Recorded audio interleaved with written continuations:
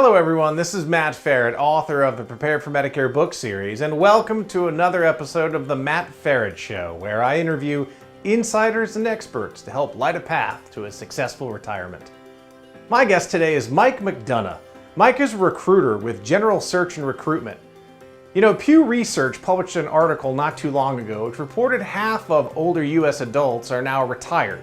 Many of them yanked the cord during the COVID-19 recession and subsequent Great Resignation. I wanted to talk to Mike about the job market, and specifically the job market for older workers over the age of 55. Turns out he thinks it's red hot and never been better. LinkedIn has been a game changer for job seekers and recruiters alike. We explored how to best use it, but perhaps more importantly, designing your profile correctly. Mike and I also spent some time talking about how resumes have changed, what should be on them and what shouldn't be. We talked about ageism and how the opportunities for second and even third careers for older workers are readily available right now. Just because there are lots of retirements over the last 2 years, people can and do unretire. If they do, they might just find they're in the driver's seat to command the job and the income they have always wanted to have. Let's jump in. Mike, welcome to the show. Well, hey, Matt, thanks for having me. Good to have you. All right, so we get started with a little bit of get to know Mike. So let's start first with what do you do? How do you help people? All right. Well, I am an executive recruiter with General Search and Recruitment. I have been doing this for 41 years, and I work nationwide out of Chicago, Illinois. And my concentration, my practice is the insurance industry. That includes the property and casualty, the benefits, professional liability, personal lines, just across the board, primarily placing insurance people, brokers, reinsurers, third-party administrators. And I stumbled into this when I went to find a job 41 years ago. They hired me, and I ended up getting a job there and then buying the company, and I've been at the same place for 41 years. It's fantastic. It's a hot job market out there right now. A lot of opportunity, a lot of wage inflation, a lot of real inflation all over the news. But I really wanted to talk to you today about, how does the older worker, what are the opportunities for a second or even a third career transition? And I thought we might tackle it by decade. So I was thinking maybe 55 plus, 65 plus, even 75 plus, and kind of figure out what the environment is like today for workers who are A, still working, B, thinking about making a transition. Much has been talked about around the gig economy, if you will, either by choice or by circumstance. But I just thought I want to hear it, like 55 plus. Let's start with that 55 to 65 range. What's the job market like? Where do you see growth? Where do you see skills applying and people moving into second or even third careers? Well, 55 is white hot. The shortages in that space are off the charts. Clients can't find people that age group. There are probably 4 of 55-year-olds for every 10 65-year-olds. So the drop in the just demographics of our nation in all industries for that age group, the Xers and the Yers are just, they're just not there. So there is no magic formula. If you're that age right now, you guys are the hottest commodity in the job market. And most people, whether it's the insurance industry or other industries that I've worked with, I would advise them to play to their strengths. And that means do what they love doing. And if they want to do it part-time, they want to do it remotely, they want to do it in another part of the country, clients can't find enough of you. And you can really leverage the shortages in that age group to your advantage. So this is your time if you're in that age group. It's just an amazing, amazing time. 20, 30, 40, 50% bumps in salaries are not unheard of because of the shortages there. And, oh, wow. That's always what they're asking for too. They don't call me up and say, hey, Mike, could you find us a 65 or 75-year-old? They'll say, Mike, find me a 45 to 55-year-old that still has a little more runway left. They don't come out and say it that way, but The idea being they want to get a return on their investment.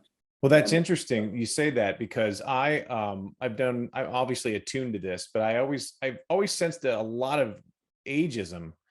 It's almost like people get a little gray hair and they hit 55 and all of a sudden there's a downsizing or there's an early retirement.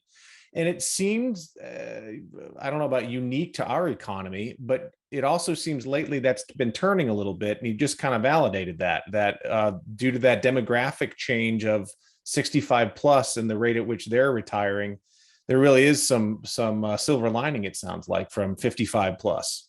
There really is. And the ability to customize your life, your quality of life for that group, it has never been better. They have the absolute most leverage that I have seen in 41 years. It's absolutely phenomenal. Moving on to the 65-year-olds, they're still a hot commodity too. And you'd be surprised how many are still actively working. Quick story, I talked with a guy this week. He's 67 when I placed him. I said, how's it going? He says, well, they're trying to push me out. I said, well, how old are you? He said, well, I'm 78. And I said, you're kidding. I said, do you want to quit? He said, no, I'm still having fun. And so people can work beyond those ages that people throw out there. It's your call. Not every employer is as open to that. You might have to go from a big employer to a small employer, or from a publicly traded one to a privately held one. But there's always a demand for somebody who loves their work and who contributes to others around them into your 80s. I mean that sincerely. There are people that are working in their 80s right now that are contributing to mankind and everything else. Sure. So the 65 to 75 range is still active. I have 3 or 4 people that are actively interviewing in my practice for jobs where the clients are thrilled to get that amount of experience because they can't grow it themselves. The 30s to 40s don't have it yet.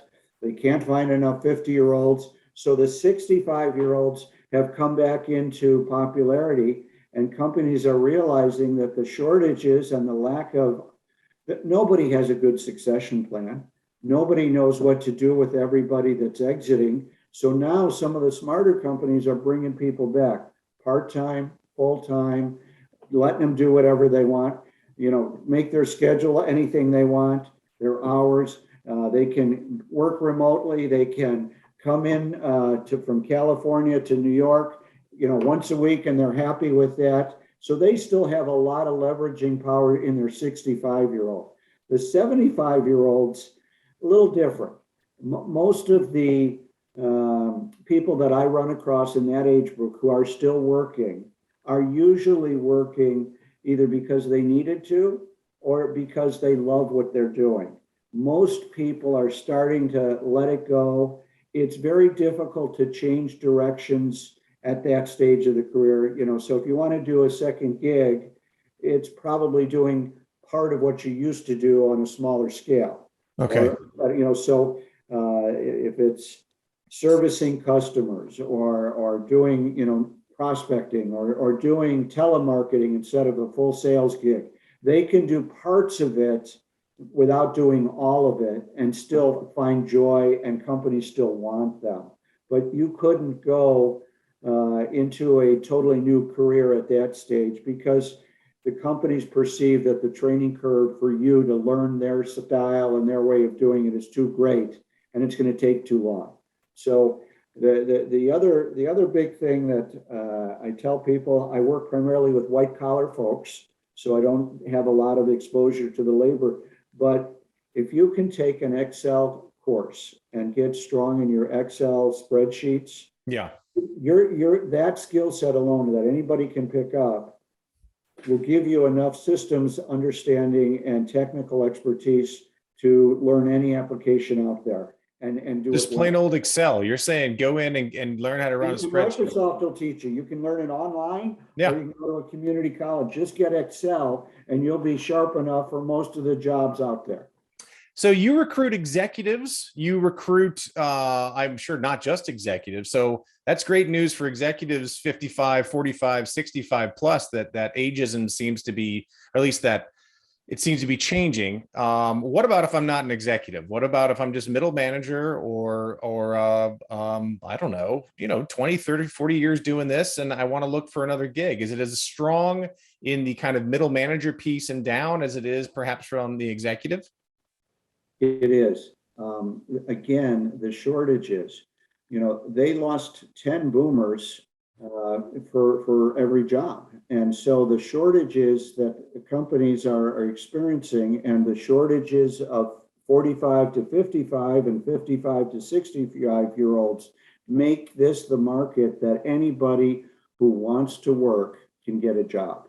And so the middle guys are even more sought after because they don't cost as much.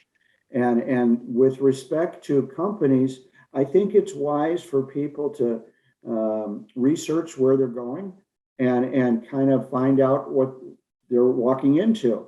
And with social media, it gets a bad rap, but if you look at their website and you looked at their LinkedIn pages, you can figure out very, very quickly by looking at pictures how diverse and how gray hair friendly a place might be. And so, the pictures tell the story. And if you see the diversity in age as well as other ethnicities and people types, you're going to see that they are friendly towards experience.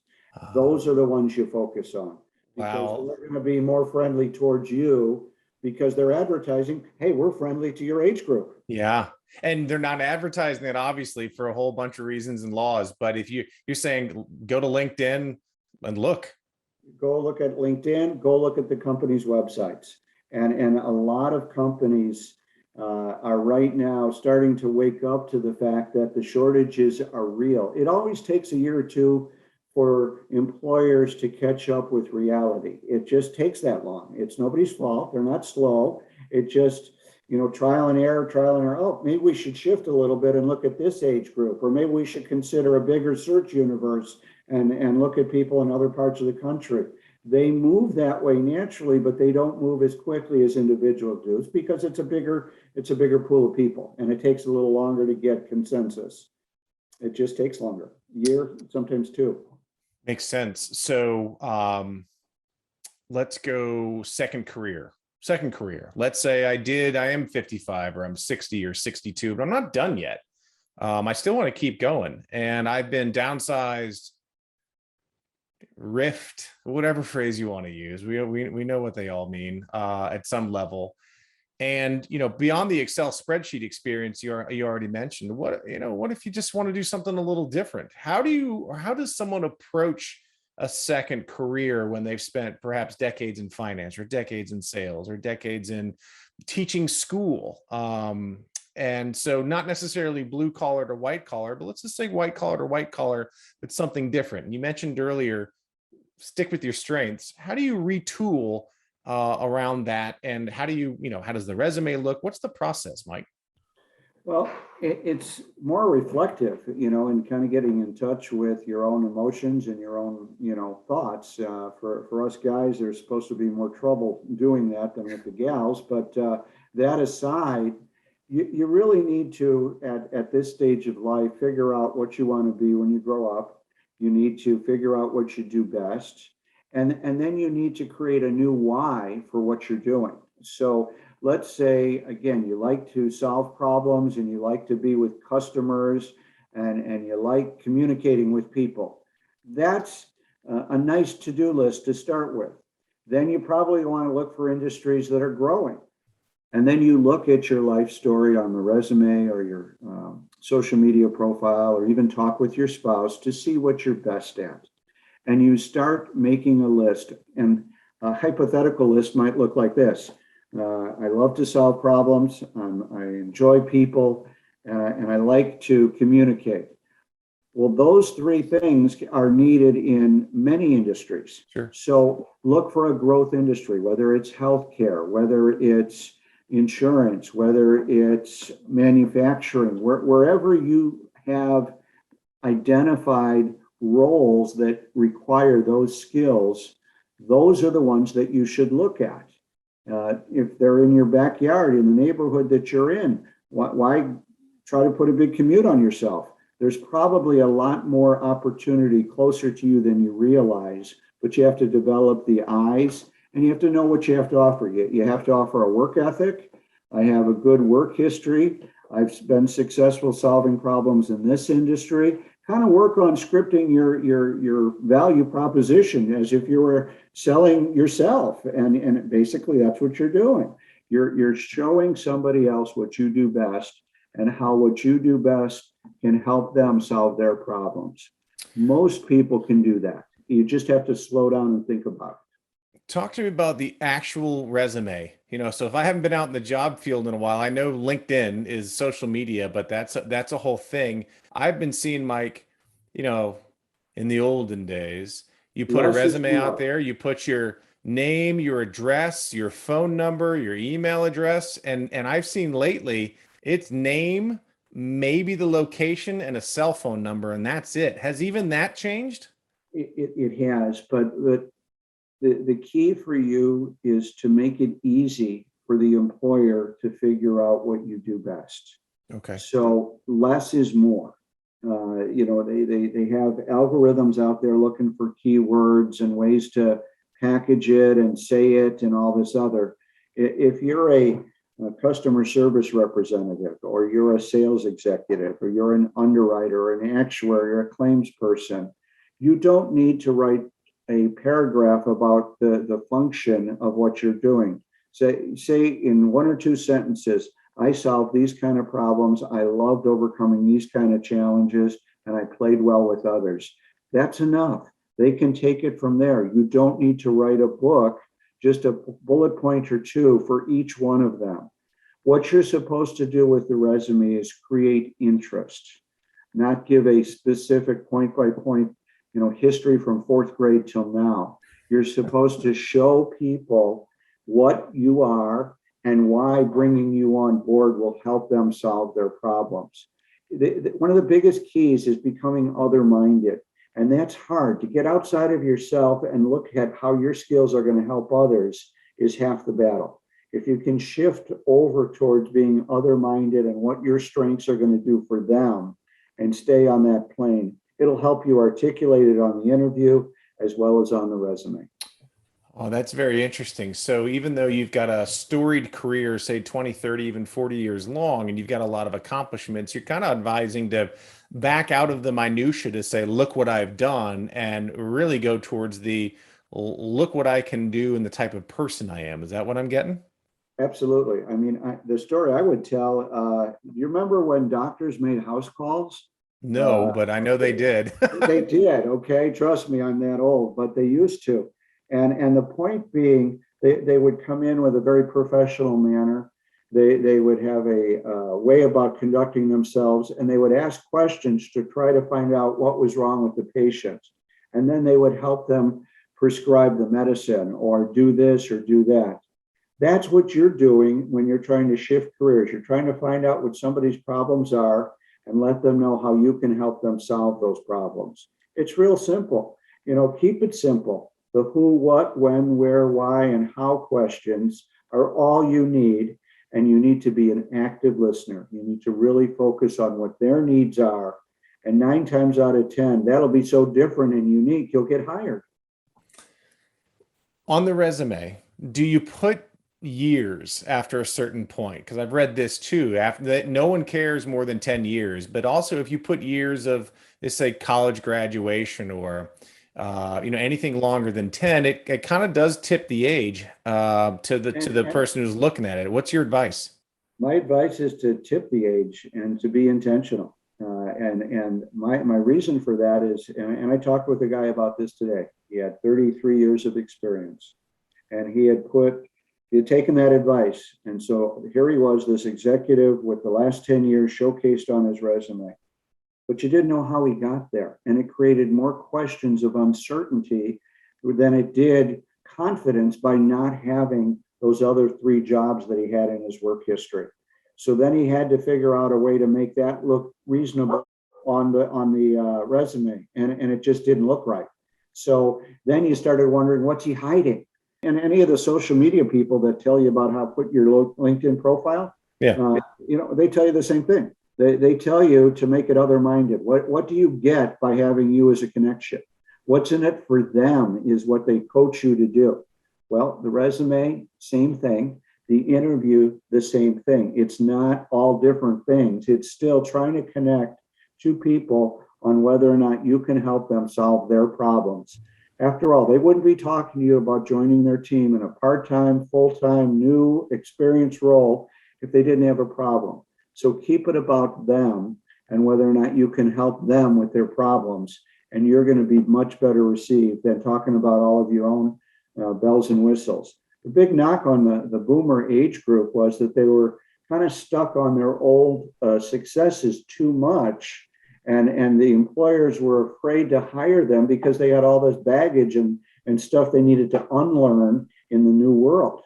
Well, when they stopped talking about that and started talking about how they love to keep learning and growing and they have the same passions, but with different wording, they started getting hired again, left over right, because their foundational work ethic was in place and their attitude of being cooperative became a little more heightened and easier to digest. Resume. Let's say you're getting back out there after a couple of years and you're trying to switch careers. Should you hire someone to look at your resume if it's been a while since you've done one? I mean, you've clearly outlined the way you need to tweak your resume, right? You don't want to just basically rely on bullet points of what you've done and accomplished in the past. It is essentially, I think what I'm hearing is you got to sell yourself as the person, but also what you can bring to the company, not necessarily just a bunch of bullet points saying what you've done in the past. Is it worth it to hire somebody to help you with that resume? Have they changed that much? They haven't changed that much. In fact, a suggestion I would make that's free and a good starting point. If you do have your LinkedIn profile, and I would recommend that because they're being used and reviewed all the time for everybody that's getting hired. If you go in there and you play with it a little bit, they will actually take your profile and turn it into a PDF for you. There's a button you can do to take your own profile and make it a PDF. Go ahead and download that, print it out, then start editing and cutting and pasting and changing it until it feels right for you, and use that to put together the resume. So use their format, use their style, use their tools as a starting point. And then once you have that and it's in writing and you printed it off of their PDF, you can mix and match it yourself to tweak it to reflect the way you want to be received. The transparency, the character, the attitude, the communication skills, the stability, the willingness to learn and play well with others. Whatever those skills are that are uniquely yours, make sure that they jump off the page, because people sometimes need to be reminded of what the strengths are in a resume. So don't worry about having more information. Try to have the right information and create interest. Think of a resume as an invite to a discussion, a problem-solving session, a chance to brainstorm and see if you two can solve that problem together.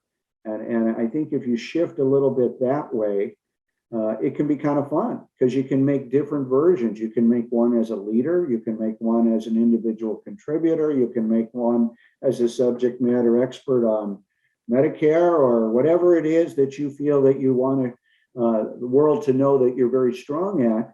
You can shift and create much more freely in this job market than you ever could before. In the old days, you had, this is the format. If you didn't get it, then you weren't considered. Now, it's such a wide open page that it's easier, but you need to stay focused on who you are and what's in it for them. Let's talk about the other side of the coin, which is you're 55, you're 65, you've been laid off, you've been riffed. I know just from my experience and being around others in this situation, that normally if you work for a corporation, they'll give you some type of transition service. And, it'll be some firm that'll help you find your strengths and try to find some other placement. What's your advice? Again, given this hot job market, if you're riffed or laid off or, it's just plain old closed down, talk to me about the process and the stage. If you're 55 plus, 65 plus, and you get, you get laid off. I'm a firm believer of taking advantage of those resources. You need support. You need to, cry and let out your pain.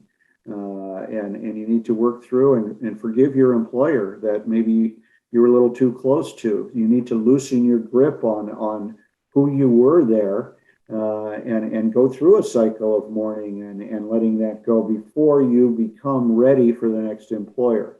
And so I'm all for taking advantage of those types of coaching and executive directives that you can get from outplacement or other services like that. I don't always agree with their strategies. Sometimes they give you a shotgun approach, and say, try 6 industries that you aren't really all that interested in because they're hiring there. Well, I wouldn't do that. I would keep myself focused on industries I'm interested in and where I felt that I could contribute. If you get too far away from who you are and what you feel you're good at, you're just going to have a harder time acclimating to the new role. Going to a new company is still stressful. Making new friends is stressful. Starting over is stressful. So I would try to lighten the load and play to areas where you can find common grounds by staying in a similar industry, staying in a similar geographic area where you know how to get there every day when you do get back in the office on a regular routine. Working remotely is a big deal now. There's some states that are wide open. There are other states that are still quite shut down. And the big topic now isn't your ability to shift gears, but your ability to work in an office is often the biggest topic that employers and talent acquisition people bring to well, we're willing to give flexible hours now. We're willing to let people work remotely. So if you are comfortable going back into an office and you enjoyed working in an office, that's actually a selling point now. Because, Really? yeah, a lot of young people don't want to go in because they're still raising their kids and the daycare challenge is so hard for them. And it's just too many balls in the air for them. So as a more seasoned worker, your willingness to go into an office can become a selling point. That's the only work culture you used to know. And that's where you enjoyed work and relationships and friends and that whole culture. A lot of the younger workers are a little gun shy of that right now. And for good reasons. I'm not finding fault there, but I'm saying that could be an additional advantage you might have in that older age group that you talked about. Mike, what question or questions should I have asked you that I didn't?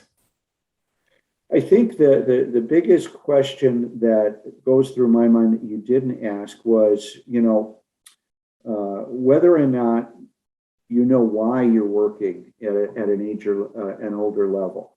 If it's because you need more money in your retirement plan or you need to make ends meet or what have you, I think sorting through the why is very, very important. There are jobs out there. This is an employee's market. If you want to work, you can find it. But it's very important to know why. Because if you don't know why, you're going to have a hard time convincing that employer why they should hire you. And it's very, very important to sort through the why. And a lot of people are so busy getting back on the treadmill, they forget to slow down and think that piece through. So that would be the only question that I would add to your mix. Thank you. That's really inspiring. It sounds like everybody out there listening and watching should be, invigorated. I feel great. You said it. It's an employee's market right now. Do you think it'll last? I think at least 3 more years, even if the economy goes down and slows down. And Amazon is hiring people away from assisted living facilities, from McDonald's. Everybody's leaving and going to work from Amazon, and they're still not able to hire enough people right now. And I believe that demand will be there for at least another 3 to 5 years. So yes, you're going to see this continue and get refined as we open up more and more. But right now, the inability to fill that V factor hole in the shortages of people there is no other alternative, and it's kind of attractive for both the younger and the older worker right now. It's a great time to upgrade your job or to change jobs. And if you're an employer, you've got to be creative. You've got to take the time to really think about how you're going to solve the problems, because you're not going to have the same flow of applicants that you did 3-4 years ago. Mike, thank you very much for spending the time with us and with me today. Tell everybody out there how we can find you on the internet and how to get in touch with you if they're interested in learning more. Sure. My website is General Search and Recruitment, www.gsr, the number 4you.com. So that's gsr4u.com. My phone number is 312-922-6664. And my email is mike@gsr4u.com. My thanks to Mike for imparting his wisdom. Be sure to connect with him at gsr, the number 4u.com. That's gsr4u.com. You can call him direct at 312-922-6664 or email him at mike@gsr4u.com. Please also subscribe to the Matt Feret Show YouTube channel, and please help out and rate the show on iTunes or your podcast platform provider of choice. You can sign up for the Prepare for Medicare newsletter at prepareformedicare.com. You can also check out the show notes and episode links at mattferet.com. And of course, don't forget to buy my book for you or a loved one. It makes a great gift. Prepare for Medicare, the Insider's Guide to Buying Medicare Insurance, is on sale at Amazon and other fine retailers near you. Until next time, to your wealth, wisdom, and wellness, I'm Matt Feret, and thanks for tuning in.